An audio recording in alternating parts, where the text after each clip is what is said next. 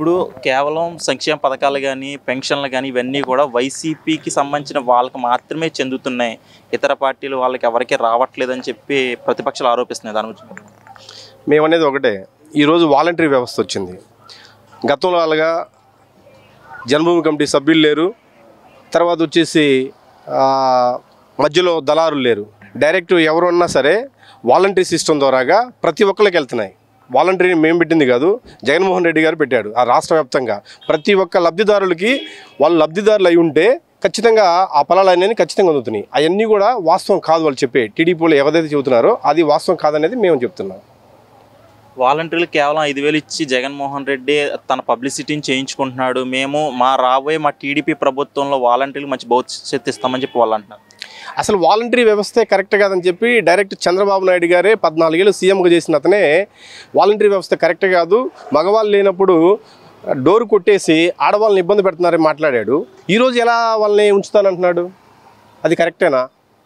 ఆ స్థాయికి ఆయన మాట్లాడవచ్చా? దాన్ని నమ్మగలరా? ఖచ్చితంగా వాలంటరీ వ్యవస్థ అనేది గతంలో మనకి సోషల్ సర్వీస్ చేసేవాళ్ళం. కొన్ని సంస్థలకు కానీ కొన్ని సందర్భాలు వచ్చినప్పుడు సోషల్ సర్వీస్ చేసేవారు. అదేవిధంగా ఈరోజున్న వాలంటీర్లు వాళ్ళు సోషల్ సర్వీస్గా వాళ్ళు ఒక బాధ్యతగా ఆ కార్యక్రమాన్ని చేస్తున్నారు. వాళ్ళ శాలరీ కోసం అనేది అయితే కాదనేది మేము అనుకుంటున్నాం. కేవలం వైసీపీ ప్రభుత్వం చేసిన అభివృద్ధి సంక్షేమం ఏం లేదు, జాబ్ క్యాలెండర్ లేదు, రోడ్లు కానీ ఇండస్ట్రీస్ కానీ ఏం తీసుకురాలేదని చెప్పి ప్రతిపక్షాలు ఆరోపిస్తారు. చంద్రబాబు నాయుడు 14 ఏళ్ళ సీఎంగా ఉన్నప్పుడు ఎన్ని లక్షల మందికి ఉద్యోగాలు ఆయన కల్పించారు? అది ఒకటి వాళ్ళు తెలుసుకోవాలి. రెండోది, ఈరోజు 1,00,000 పైచిలుకు సచివాలయం పోస్టులు ఉద్యోగాలు ఇచ్చిన ఘనత మా జగన్మోహన్ రెడ్డి గారిది. వాళ్ళు ఉన్న పలంగా ఏ ఒక్క సందర్భంలోనైనా 1,00,000 ఉద్యోగాలు వాళ్ళు కల్పించారా? అది వాళ్ళు ఆత్మవిమర్శ చేసుకోవాలి. ముఖ్యంగా చంద్రబాబు నాయుడు చేసుకోవాలి, తర్వాత పవన్ కళ్యాణ్ చేసుకోవాలి. మినిమం నాలెడ్జ్ లేని పవన్ కళ్యాణ్ కూడా ఈరోజు ప్రభుత్వాన్ని విమర్శిస్తున్నాడు. అది కరెక్ట్ కాదనేది మేము అంటున్నాం. రాబోయే రోజుల్లో మేము టీడీపీ జనసేన ప్రభుత్వం ఉమ్మడి ప్రభుత్వం వస్తుంది, రాజకీయ భవిష్యత్తు ప్రజల భవిష్యత్తు అన్నీ కూడా మార్చుతామని చెప్పేసి పవన్ కళ్యాణ్ అంటారు. అసలు పవన్ కళ్యాణ్ గెలవమనండి. పవన్ కళ్యాణ్ గతంలో 2 సార్లు పోటీ చేశాడు. ఈసారి ఆయన గెలవమనండి. ఆయన ఏం మారుస్తాడండి? ఆయన సినిమాలు తీసుకుంటే సరిపోద్ది. ఇది సినిమా కాదు కదా, రియాలిటీ వేరు, సినిమా వేరు. ఆయన సినిమాలు చేసుకున్నాడు అనుకో, దాంట్లో సరిపోద్ది. ఆయన చెప్పిన జనం వెళ్ళేస్తారు, గొడవ చేస్తారు. ఇది రియాలిటీ అండి. అతను చెప్పేది వాస్తవం కాదు. అతను కూడా ఈసారి గెలవడం అనేది మాకైతే నమ్మకం లేదు. గెలవడు కూడా.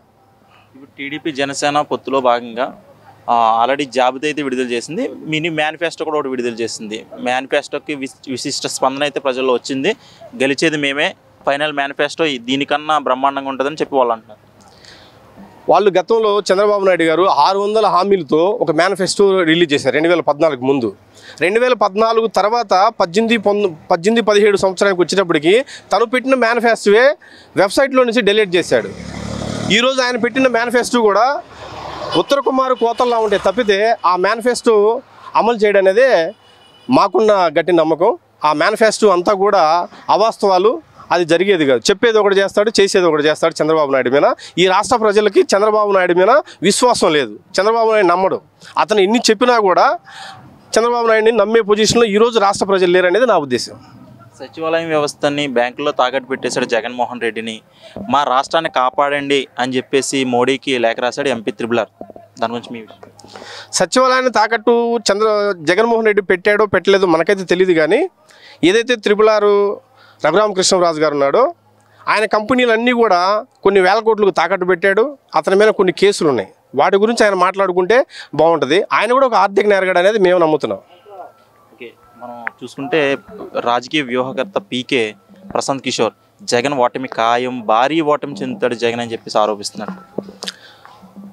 గతంలో పీకే గారు చెప్పినవి ఈరోజు పీకే గారు చెబుతున్నవి, ఏదైతే మనం పవన్ కళ్యాణ్ గారిని ప్యాకేజీ స్టార్ అంటున్నామో అదే విధంగా కూడా ఈరోజు పీకే ఆ విధంగా తయారాడు అనేది మేము అనుకుంటున్నాం. అతను ప్యాకేజీ జగన్మోహన్ రెడ్డి దగ్గర గిట్టుబాటు కాలేదు కాబట్టి వాళ్ళు ఈరోజు పీకే ఆ మాటలు మాట్లాడుతున్నాడని మా ఉద్దేశం అండి.